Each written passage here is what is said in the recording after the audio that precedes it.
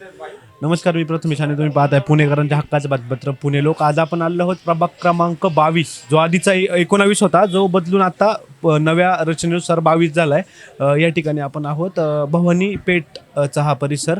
या ठिकाणी काही नागरिक आपल्यासोबत आहेत. आपण गेले अनेक दिवस प्रभागांमध्ये फिरतोय आणि लोकांच्या प्रतिक्रिया जाणून घेतोय. आपण जाणून घेऊयात त्यांच्याकडून. मला सांगा, हा कोणता प्रभाग? हा प्रभाग क्रमांक 22 आहे. काशावडी भवानीपेठ मंदिर एरिया लागतो. तुमचं नगरसेवक कोण होते? आमचे नगरसेवक तर माननीय अविनाशजी भाऊ बागवे हेच होते आमच्या आधीचे, पण आता 4 पॅनल झाल्यामुळे नंतर 4 नगरसेवक झाले. आता नगरसेवक कोण नाही, त्यामुळे कुणाला काय बोलता नाहीत. आता काम कसे आहेत गेल्या 7 वर्षात? तर सगळ्यांचे बेटर आहेत.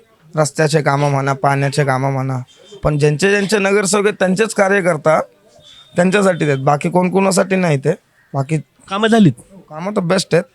प्रॉब्लेम पण आहेत, असं नाही की खूप लोकांना प्रॉब्लेम आहे, पण लोक बोलत नाही. कोणत्या कार्यकर्त्याकडे जायचं बोलायला, की कोण कामं करणार येतं, कोण टेंडर टाकतंय, कुठं टेंडर टाकतंय, कोणचा नगरसेवक कोणाला टेंडर देतोय, कोणत्या नगरसेवकचे कार्यकर्ता कोण आहेत, तो नगरसेवक कोणत्या प्रभागाचा आहे, तो आहे कोणत्या पक्षाचा, तो भाजपचा आहे का शिवसेनेचा आहे, राष्ट्रवादीचा आहे का काँग्रेसचा आहे. मतदार महत्वाचा का कार्यकर्ता? मतच असणार ना मित्र, कार्यकर्ता कसा असणार. पण आता तुम्ही जे सांगताय त्यानुसार, आता आम्ही येताना तिकडे गाडी लावली आणि तिथून चालते येताना पाहिलं, सुरुवातीलाच खूप मोठा कचऱ्याचा ढीग. हो, इथे आहे पुढे येताना कचरा ते कसं ते रेग्युलर, म्हणजे आमच्या इथे पहिले पण कचरकुंडे होते, ते रेग्युलर ते का त्यांनी त्यांचे कामं व्यवस्थित करतात, त्यांची काही अडचण नाही.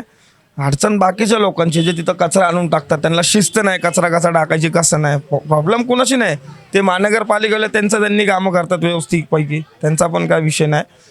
पण जे बाकीचे लोक आहेत नाही कडले, खूप नालायकपणे वागतात, की त्यांना कचरा कसा टाकायचा. पण याला कुठेतरी जनता जबाबदार आहे, पण नगरसेवक पण जबाबदार आहेत का नाही? नगरसेवक त्यांचं त्यांनी कामं करतात. आता मी काय चुकीचं बोललो तर माझ्यापर्यंत तो कोण येणार नाही, ते मला चांगल्याने माहिती आहे की मी काय बोलतोय.